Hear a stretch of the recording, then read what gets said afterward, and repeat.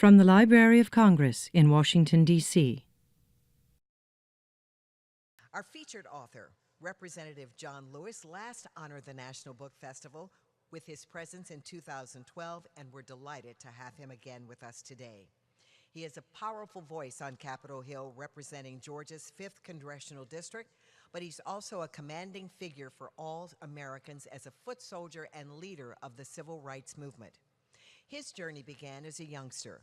He wrote a letter to his hero, Dr. Martin Luther King Jr. At that time, he was just 18 years old. But at 23, he stood shoulder to shoulder with Dr. King on the steps of the Lincoln Memorial and was the youngest speaker at the March on Washington in 1963. But he did more than talk.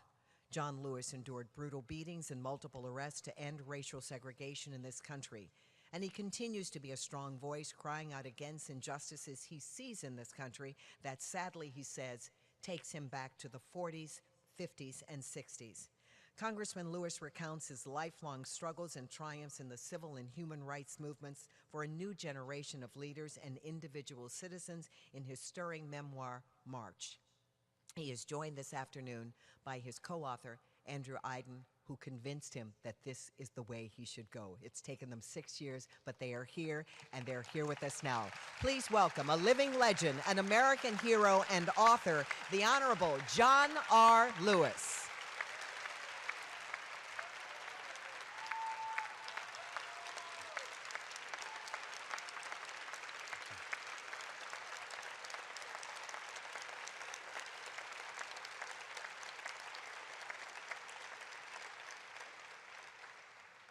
Thank you very much for those kind words of introduction.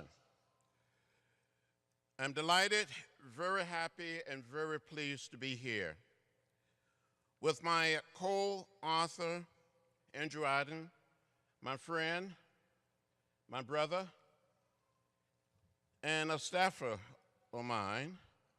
It was this young man, more than 6 years ago, who was a native of Atlanta, and he would tell you I've been his congressperson for a while.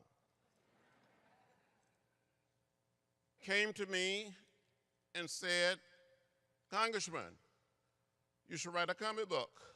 I said, "What are you talking about?" So you should write a comic book. I said, "I don't think so." And he kept coming back saying, "You really should do it." And I finally said, "If you would do it with me." So Andrew, thank you for convincing me.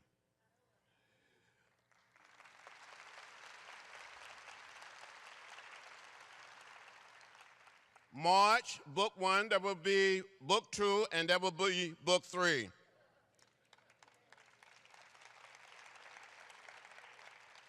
Book 2 will come out in January of next year, and book 3 will come out in 2016. It is a way of telling a story of my growing up in rural Alabama and getting involved in the American Civil Rights Movement. I grew up on a farm 50 miles from Montgomery, outside of a little place called Troy. My father was a sharecropper, a tenant farmer. But back in 1944, when I was 4 years old, and I do remember when I was 4, how many of you remember when you was 4? Now, what happened to the rest of us? My father bought 110 acres of land for $300. We still own this land today. On this farm, we raise a lot of cotton and corn, peanuts, hogs, cows, and chickens. I don't eat too many peanuts today. I ate so many peanuts when I was growing up, I just don't want to see no more peanuts. Don't tell the people in Georgia or Alabama that I don't want to see no more peanuts. Sometime when I get on a flight flying from Atlanta to Washington or Washington back to Atlanta, the flight attendant tried to offer me some peanuts. I said, "No, thank you. I don't care for any peanuts." Now, some of you have heard me tell the story about when I was growing up. As a little boy, it was my responsibility to care for the chickens. And I fell in love with raising chickens like no one else could raise chickens. I became very good at raising chickens. How many of you know anything about raising chickens? Oh. I know some of you like to eat chicken. I know some of you know about Popeyes, Kentucky Fried, churches, but you don't know anything about raising chickens. When I was a little boy, Marge would tell you, when the setting hen was set, I had to take the fresh eggs, mark them with a pencil, place them under the setting hen, and wait for 3 long weeks for the little chicks to hatch. Some of you may be saying, now, John Lewis, why do you mark those fresh eggs with a pencil before you place them under the setting hen? Well, from time to time, another hen would get on that same nest, and there would be some more eggs. Had to be able to tell the fresh eggs from the eggs that were already under the setting hen. Do you follow me? You don't follow me. You don't follow me. So when these little chicks would hatch, I would fool these setting hens. I would cheat on these setting hens. I would take these little chicks and put them in a box with a lantern, raise them on their own. Just give them to another hen. Get some more fresh eggs, mark them with a pencil, place them under the setting hen, encourage the setting hen to stay on the nest for another 3 weeks. I kept on fooling and cheating on these setting hens. And when I look back on it, it was not the right thing to do. It was not the moral thing to do. It was not the most loving thing to do. It was not the most nonviolent thing to do. It was not the most democratic thing to do. But I was never quite able to save $18.98 to order the most inexpensive incubator of a hatchet from the Sizzle Roebuck store, so I just kept on cheating on this setting hen. We used to get the Sizzle Roebuck catalog, and you're old enough to remember the Sizzle Roebuck catalog? I know most of you are too young. That big book, that heavy book, that thick book. Some people call it the whoosh book or the ordering book. I wish I had this, I wish I had that. So I just kept on wishing. But as a little child, about 10 years old, I wanted to be a minister. I wanted to preach the gospel. Mr. Clyburn, my colleague, my friend, I wanted to preach the gospel. So from time to time, with the help of my brothers and sisters and cousins, we would gather all of our chickens together in the chicken yard, like you are gathered here. And my brothers and sisters and cousins would line the outside of the chicken yard, but they would help make up the audience, the congregation, and I would start speaking or preaching. And when I look back on it, some of these chickens would bow their heads. Some of these chickens would shake their heads. They never quite said amen. But I'm convinced that the great majority of those chickens that I preached to in the 40s and the 50s tended to listen to me much better than some of my colleagues listen to me today in the Congress.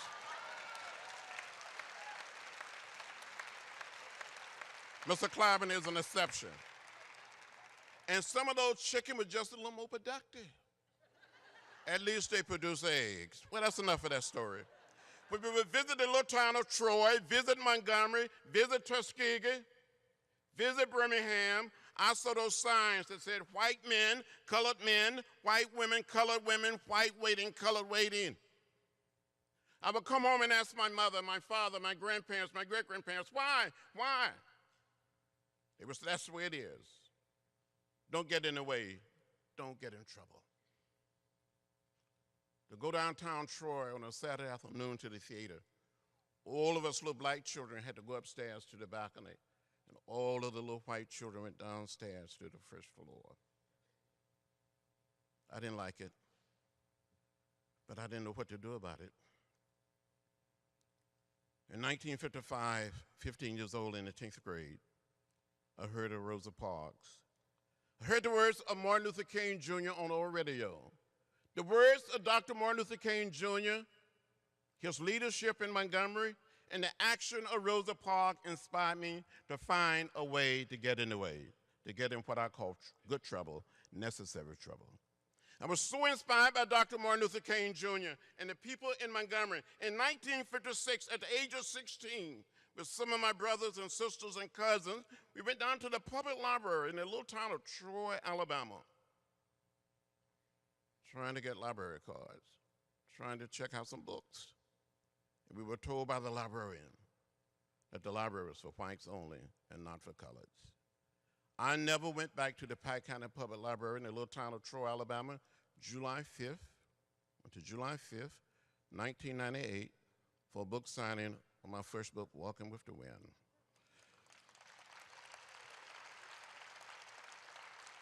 By this time, I'm in the Congress. Wonderful book signing.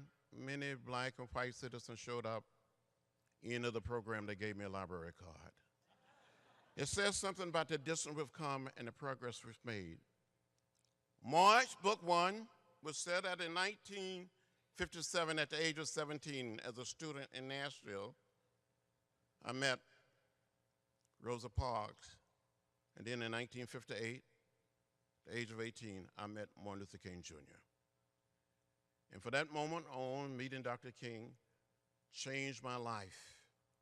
He inspired me, along with many others, to find a way to get in the way, to find a way to get in trouble, good trouble, necessary trouble.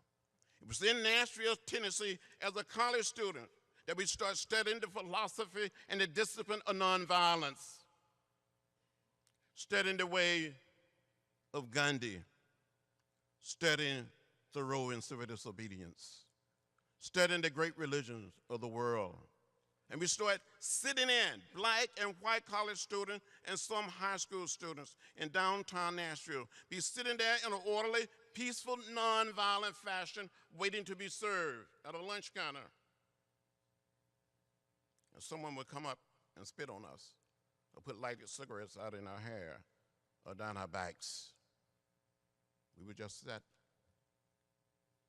there looking straight ahead, not saying a word.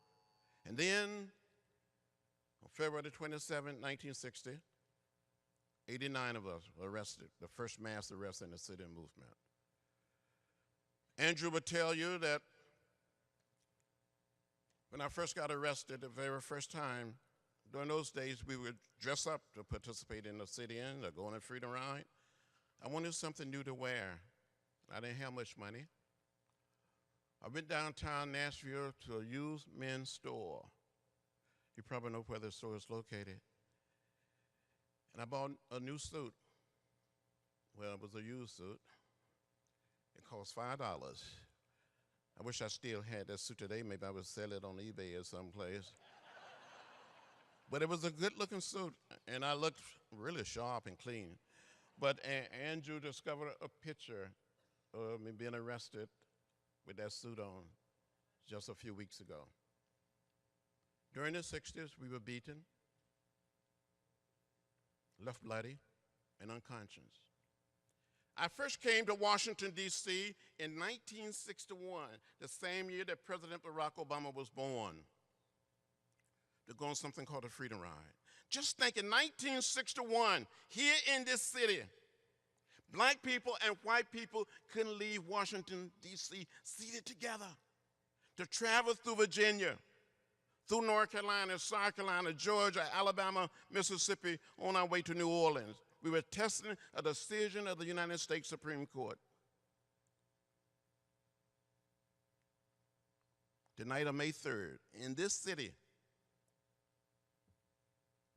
13 of us, black and white, after training, learning the way of peace, the way of love, the way of nonviolence, we went to a little Chinese restaurant someplace downtown Washington to have a meal. Now, growing up in rural Alabama, attending school in Nashville, Tennessee, I never been to a Chinese restaurant. But that evening, we had a wonderful meal. Some of you may be old enough to remember during those days to serve everything in the silver containers. Had the laser Susan. That night, someone said, "You should eat well, because this may be like the Last Supper." The next day, on May 4th, 1961, we boarded, some on a Greyhound bus, some on a Trailway bus, to travel through the South. The first real incident occurred in a little town called Rock Hill, South Carolina, about 30 or 35 miles from Charlotte. With my seatmate, a young white gentleman, the two of us tried to enter a so-called white waiting room. We were attacked by members of the Klan, beaten and left lying in a pool of blood.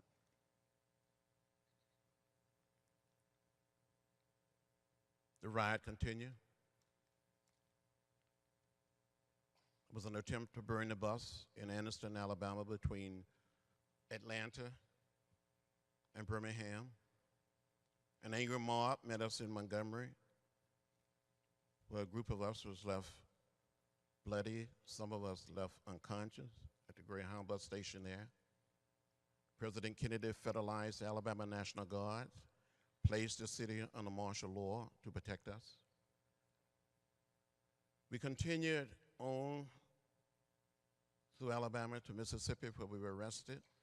More than 400 priests, rabbis, ministers, lawyers, doctors, teachers, and students came, filled the city jail in Jackson, the county jail, and we were transferred to the state penitentiary at Parchman.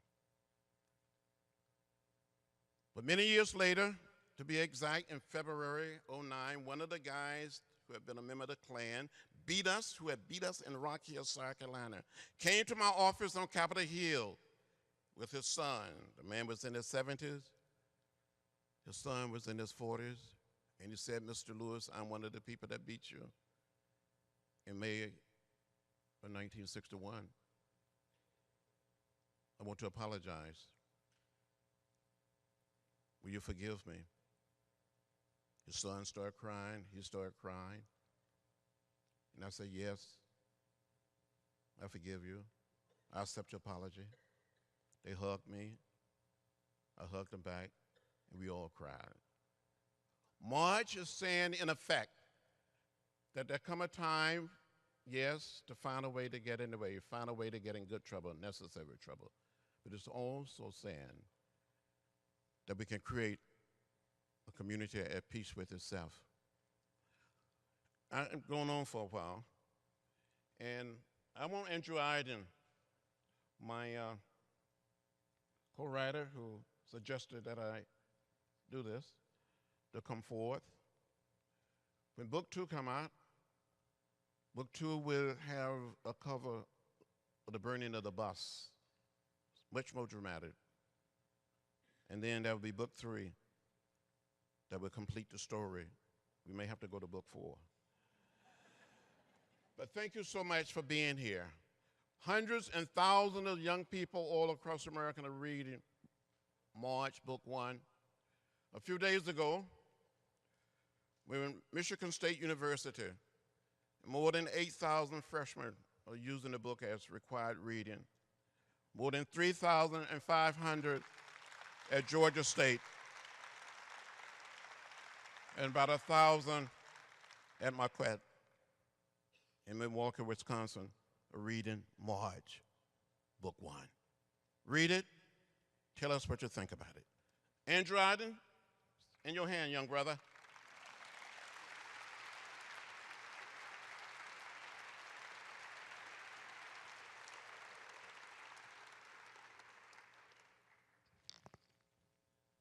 How do you follow that? First of all, this is probably the biggest crowd I've ever had the opportunity to speak with. Thank you guys for all coming to see me. This is a big honor. I'm sure at some point before you came here, you asked yourself, why on earth did John Lewis write a graphic novel? And it has a lot to do with me being a very stubborn man. But it also has to do with John Lewis's courage and the history and the pedigree of the civil rights movement having used comic books to educate and inspire.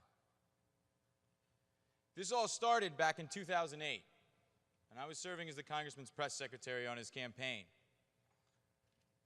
And it came down to the end of the campaign, and folks were talking about what they were going to do after, sort of that light at the end of the tunnel. Some people were going to go to the beach. Some people were going to go see their parents. I confessed that I was going to a comic book convention. And you would not be surprised to hear that they laughed at me for that. But from the back of the room, I heard this: "Don't laugh." There was a comic book during the movement, and it was incredibly influential. It was called Martin Luther King and the Montgomery Story. I was shocked. I was captivated by the idea of something that I love so much, having been a lifelong comic book fan, helping to inspire what I found out was some of the earliest sit-ins. I went on to write my graduate thesis about that comic book, and I learned that Dr. King even helped edit it. So you can understand, being 24 years old at the time and not knowing any better, why I immediately started asking John Lewis, why don't you write a comic book? And as you heard, it took a few tries. But he said yes, but only if I wrote it with him. Sometimes in life you get challenges that are true opportunities. That was one of those moments. And you have to grab on and hold on and do everything you can to make them real. I was raised by a single mother. I never knew my father. The congressman has been my congressman since I was 3 years old. So I guarantee you, if you told my mother on that day when my father walked out that one day I would be writing a graphic novel with the member of Congress that represented us, who was a hero to us all and who led this world into a better place, she would have told you that you're crazy, you're out of your mind, and you don't know what you're talking about. But that's America. That's what makes this a special place and a great country.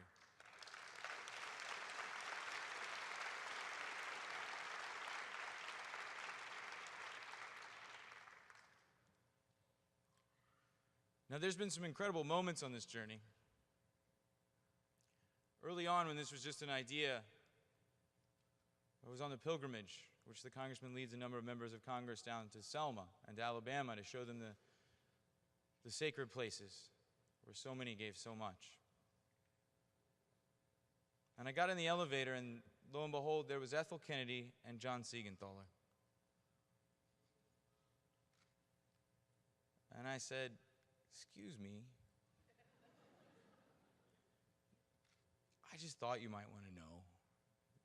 Y'all are in this comic book that John Lewis and I are working on."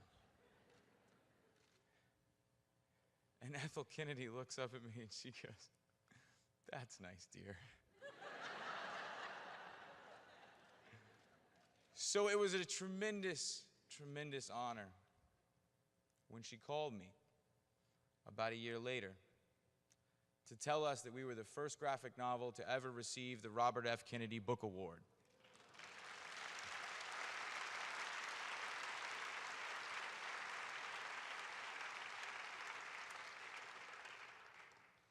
Now, when we were doing this, and we were making it, and we were spending nights and weekends talking on the phone, poring over scripts, looking at art, we didn't know it would be a success. We didn't know if it would work. But the first inkling we had was when a reporter got an advance copy. And he called me up, and he said, "I don't usually do this, but I gave your book to my 9-year-old son. And now he's put on his Sunday suit, and he's marching around my house, and he's demanding equality for everyone."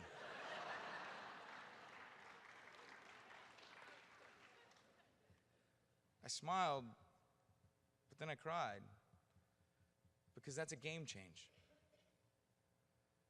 You know, the Southern Poverty Law Center came out with a report that looked at civil rights education in this country and found that 47 states do not adequately teach the civil rights movement. 3 states have no standards whatsoever. You don't have to teach it. We're changing that.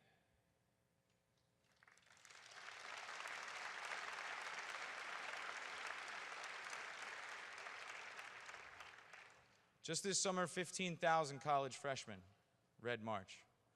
Schools in more than 30 states have added it to the curriculum. Virtually every Ivy League university has it on a class syllabus. You have no idea what that means to that little comic book fan who went to those comic book conventions when he was 13 and needed a hero, needed someone to look up to, needed someone to believe in. But more importantly, what this represents for the future. Because we have an opportunity. You're seeing a restless generation all across this country. But they need to know how to use nonviolence. They need to be effective, orderly, disciplined. They need to be as the civil rights movement was in its greatest moments.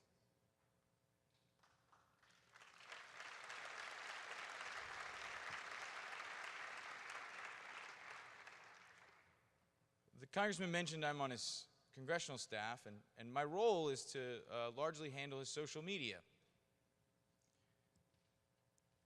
And I'm constantly consumed with the question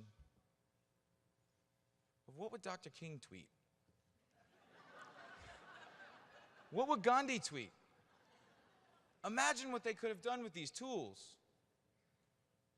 We're armchair activists. We post rants, we click retweet, we click like. But we don't use these tools to show up, to organize, to bring people together and let the sound of their marching feet change this country.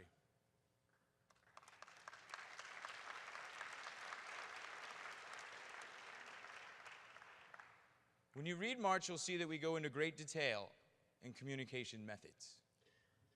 They used a mimeograph machine. They used payphones. They had the FBI on their tail, and they made it work. Today, they have tools that they couldn't have imagined back then. And our goal is to inspire this generation to see how it was done, adapt it to these tools, and to create a new nonviolent revolution in America.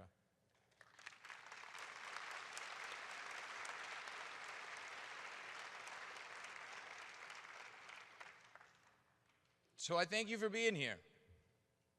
I thank you for reading March. I thank you for having faith in this slightly crazy idea, because it's working. We've been on the New York Times bestseller list for 35 weeks.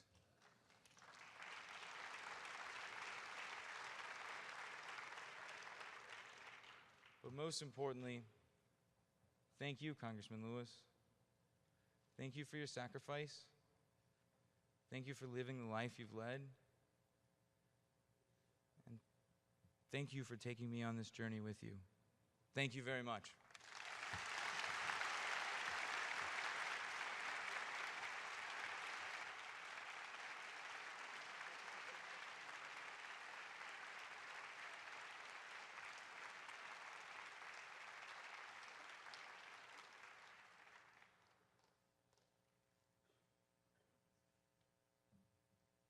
While the Congressman and Andrew are getting mic'd, we want to let you know we have time for questions. I see people already at the microphones. They are to the left and to the right of this center aisle. So please feel free to come up and ask your questions. Not too lengthy a question, because a lot of people want to get in on the action. Gentlemen, are you mic'd? Ready to go? Yes. All right, Andrew, put yours up just a little higher. And let's start right over here, please. I'm corresponding with people from the Transform Now Plowshares anti-oakage action, anti-nuclear action, and they've introduced me to black prisoners in the 3 prisons that they're in. My question is, are you making presentations to prisons or making books available there? They must go through a publisher or a bookstore. I will send to the black prisoners that I'm aware of. Thank you. So we just got word about 4 weeks ago that the first prison we've found out is a prison in Missouri. And the warden has made copies available to every prisoner and is leading a prison-wide book discussion on March and nonviolence. But there's more than one prison in this country and more than one conversation that needs to take place. Detention centers,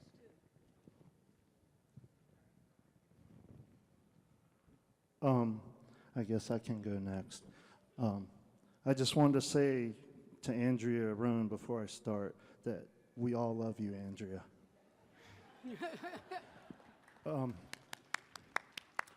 When I was quite a bit younger, there was a NFL football player, pardon me, by the name of Derek Thomas, who was paralyzed in a car accident, and he subsequently died after being paralyzed. He was a great athlete, and he was a black athlete. And one of the things that he did, was that he paid all the fines, I think, in the city of Kansas City. When he was playing in the NFL, he paid everyone's fines. I didn't live in Kansas City, so I don't know the full story, but I just want to point out that he paid the fines for everyone, from what I remember being told on one of the broadcasts. And I just want to let everyone know that if you write a bad check at the library in the District of Columbia, the fee is $50, okay, to write a bad check in D.C. and in Fairfax County, Virginia, also. And even though I'm very colorblind, I'm trying to figure out what the racial makeup of this audience is right here in our nation's capital, which I have sometimes heard called Chocolate City. And last but not least, Congressman Lewis, thank you for being here.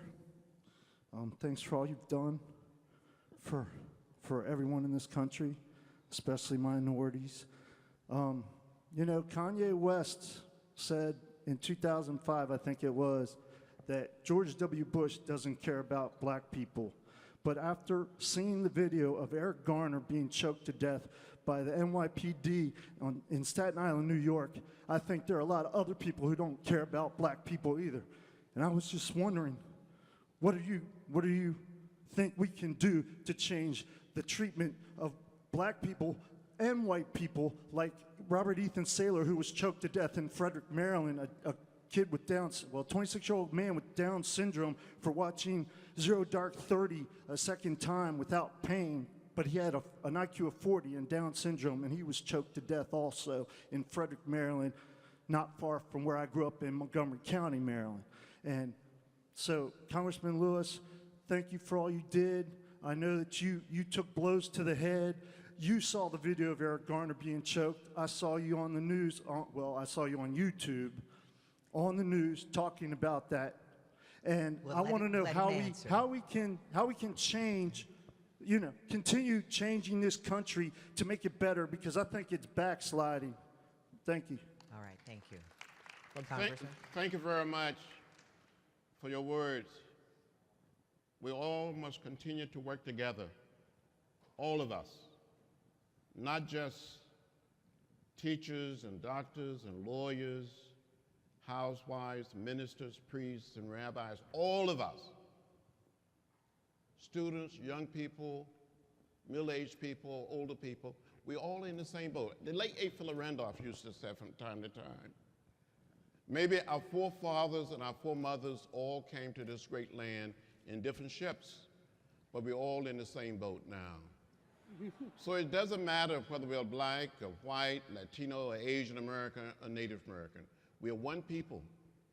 We're one family. We're one house. We all live in the same house. And then not just the American house, but the world house. We got to look out for each other, care for each other. We can live in a world at peace with itself. We can make America the model for the rest of the world. We cannot give up. We cannot get lost in a sea of despair. We have to keep the faith. We can do it, and I believe we will do it. We got to be hopeful and optimistic and not become bitter and lay down the burden of hate and division. Thank you very much. Congressman Lewis, I would like to thank you for another march that you did. That was 2 years ago when you marched from your House office over to the Senate for the first Senate hearing for the Respect for Marriage Act, where you courageously sat and testified in support of marriage equality for LGBT people in this country. You have continued to lead for civil rights for all Americans. And that day I thanked you, and I thank you again today for your leadership in our cause. Thank you. Thank you. We have about 5 minutes left, so be brief. Mr. Lewis, I'd like to thank you and all of your compatriots for everything you've done for this country. But despite everything that you did, inequality, racial and socioeconomic inequality really persists in this country.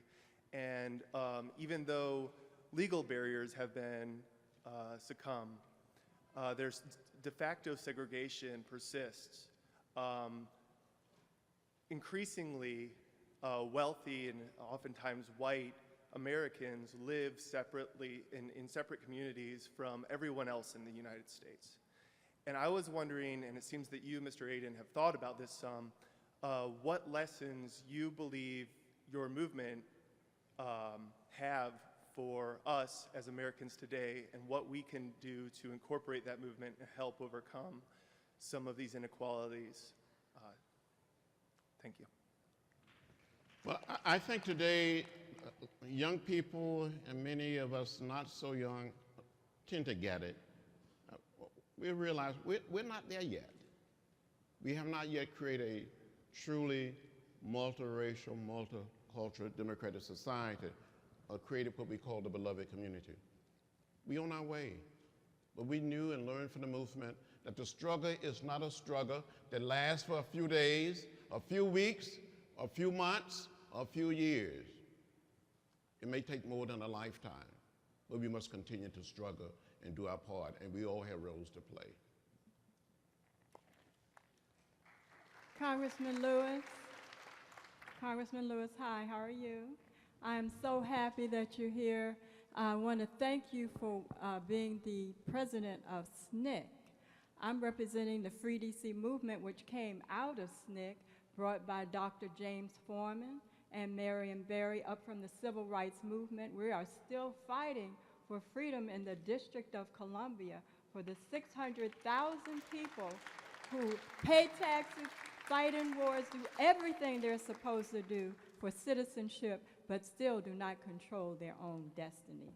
Also, I want to ask you how we can spark this movement so that it can be a national movement. We need the nation's help to help us break these chains that we have that bind us to the United States Congress. Well, my own feeling, and I think Mr. Cliver was shared, and I just happen to believe that people are too quiet here in the district and around America. You need to make some noise. Yes. You need to stand up, Yes. speak up, and speak out. Yes. Make Yes. your voices heard. Yes. I've been To members of arrested. Congress, and create the climate, create the environment. Learn some lessons from the modern day civil rights movement. Read the literature, watch the videos. Yes. We didn't wait for someone to tell us to get up and go. We That's did right. it. That's right. And the people in the district and around America can do it again. That's right. Thank you so much. Thank you. Congressman, I'm a high school teacher in Maryland here, and last night some of our students on the PBS Student Reporting Labs weighed in on Ferguson. You might want to check that out because they're all very aware of maybe we need a new civil rights movement. But my question to you is, Reverend James Lawson is very important to this movement, and I noticed that you have him in your comic book. Just last week, he ran another workshop in Nashville where he's training more activists, dreamers and others, environmental activists. I'd like you to speak a little bit about his influence on you and what that was like to be with him in Nashville when you and Diane Nash learned all this. Thank you. Jim Lawson is a saint among us. If it hadn't been for Jim Lawson, I don't know what would have happened to many of us. This young man, he's now in his 80s, traveled to India as a very, very young man, studied the way of Gandhi, studied the way of peace, the way of love, the way of nonviolence. He brought us together every Tuesday night, a group of students at 6:30 p.m. met at a little Methodist church near Fisk University, and we studied. We had role playing, we had social drama. We were prepared. And many of us accepted the way of peace, the way of love, the way of nonviolence as a way of life, as a way of living. If Dr. King was here and could tell the story, he would say if it hadn't been for Jim Lawson, our movement wouldn't have made it. He influenced so many people People like Diane Nash and Marion Barry and James Belville, Bernard Lafayette, and C.T. Vivian, many of the people that came out of the movement. He was the main speaker when SNCC first started at the meeting that took place Easter weekend, April 1960, at Shaw University in Raleigh, North Carolina. He was our teacher. He provided us with great leadership. And another person is Ella Baker that people tend to forget.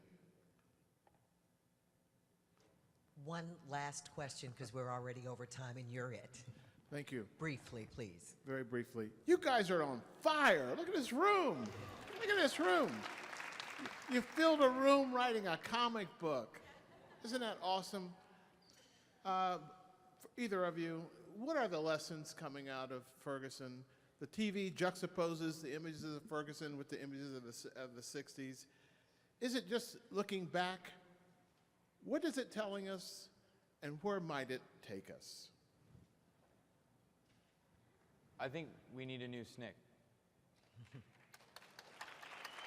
We need an organization that is connecting young people, college students, all across this country, organizing and training them in nonviolence. It's time. We need to do it.